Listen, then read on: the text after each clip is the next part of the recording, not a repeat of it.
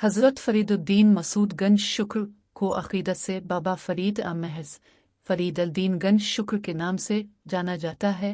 12वीं सदी के मुसलमान मुबल्लिग़ और सूफ़ी थे। वो एक अजीम सूफ़ी उस्ताद थे जो 1179 अशारिया कोठीवाल मुल्तान में जमाल अल-दीन सुलेमान के यहाँ पैदा हुए। वो चिश्ती सूफ़ी हुक्म के बानियों में से एक थे। उन्होंने इब्तदाई तालीम मुल्तान में हासिल की जो मुसलमानों की तालीम का मरकज़ बन चुका था।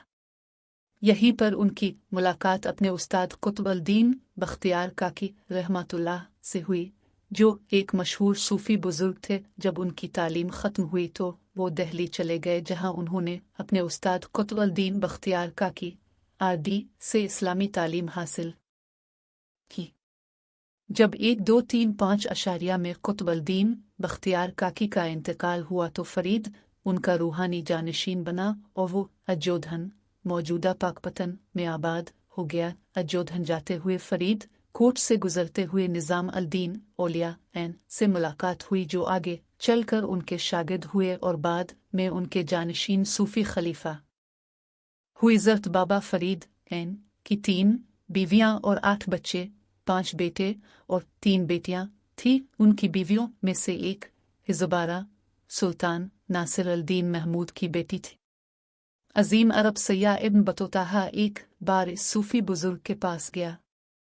इब्न बतूता का कहना है कि फरीद अल-दीन गंज शुक्र सुल्तान दिल्ली के रूहानी रहनुमा थे और सुल्तान ने उन्हें अजोधन गांव दिया था। उन्होंने बाबा फरीद के दोनों बेटों से भी मुलाकात की। हज़रत बाबा फरीद की औलाद, जिनको फरीदी भी कहा जाता है, ज़्यादातर नाम फारूकी रखते हैं। फरीद अल-दीन गंज शुक्र का मज़ार पाकपतन पंजाब में वाक़े है।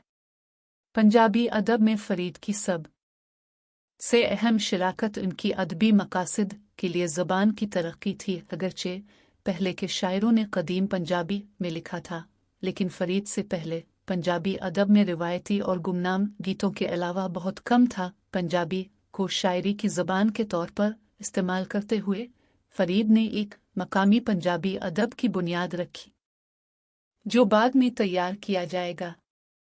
हज़रत बाबा फरीद ऐन को शुक्रगंज चीनी का ख़जाना का लक़ब क्यों दिया गया, उसकी मुख्तलिफ वजाहतें हैं। एक अफसाना कहता है, इसकी वालिदा नौजवान फरीद को अपनी चटाई के नीचे चीनी रखकर नमाज पढ़ने की तरगीब देती थी। एक बार जब वो भूल गई, नौजवान फरीद को अपनी नमाज की चटाई के नीचे चीनी मिली। एक ऐसा तजर्बा जिसने इसे मज़ीद रूहानी जोश बख्शा और उसका नाम रखा हज़रत बाबा फरीद का छोटा सा मज़ार सफ़ेद संगमरमर से बना हुआ है, जिसके 2 दरवाजे हैं। एक का रुख मशरिक़ की तरफ है और उसे नूरी दरवाज़ा, रोशनी का दरवाज़ा कहा जाता है, और दूसरा शुमाल की तरफ बेहिश्ती दरवाज़ा, जन्नत का दरवाज़ा कहलाता है। मकबरे के अंदर 2 संगमरमर की कब्रें हैं, एक बाबा फरीद की और दूसरी उनके बड़े बेटे की है।